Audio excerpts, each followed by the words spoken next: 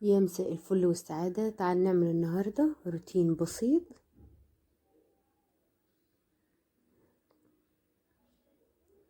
أنا هنا بعد ما اتعشينا ولميت المواعين اللي عندي، لو عندي حلل بفضيها، أي حاجة بفضيها وابتدي أصبنهم، ما اسيبش المطبخ بتاعي مكركب وانام.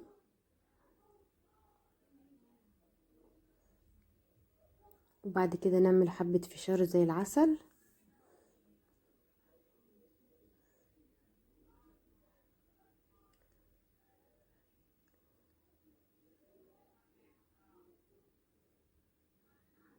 بشوية بريل وصابونة بلدي ونصبن المواعين اللي عندنا.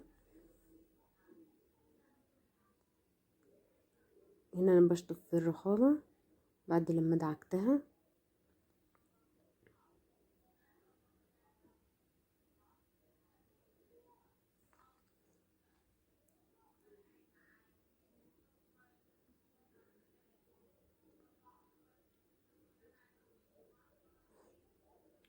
هنا انا شطفتهم، وهنا بكمل باقي المواعين اللي عندي. هنا عندي حلة،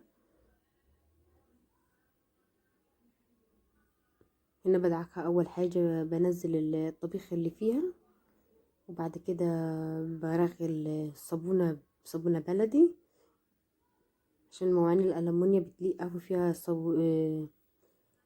الصابونة البلدي بتلمعها، تخليها تحفة.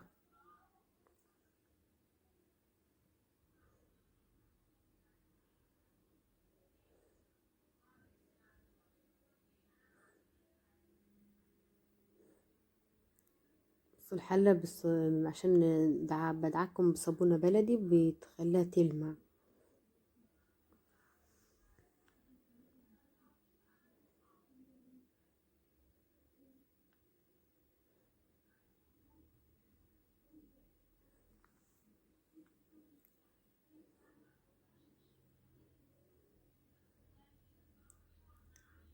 هنا انا شطبت المواعين وخلصتهم. بعد كده نعمل حبة فشار. هنا معايا حلة على النار فيها حبة زيت وغلة فشار وحبة ملح. هنا انا سبت الزيت يقدح شوية. هنا لسه الزيت مسخنش، هسيبه لما يسخن شوية. بعد كده احط الغلة.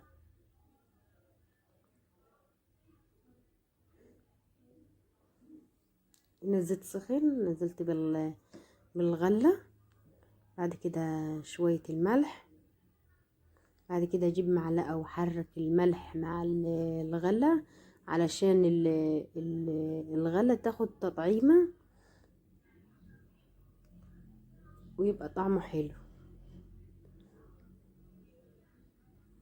الفشار طعمه زي العسل. هنا هغطي عليه واسيبه لحد ما يتفشر، وهدي عليه النار. اول حاجة على نار عالية، وبعد كده اهدي عليه النار، يبقى تحفة وزي العسل. بصوا، تحفة. واشوفكم على خير، وشكرا والسلام عليكم ورحمة الله.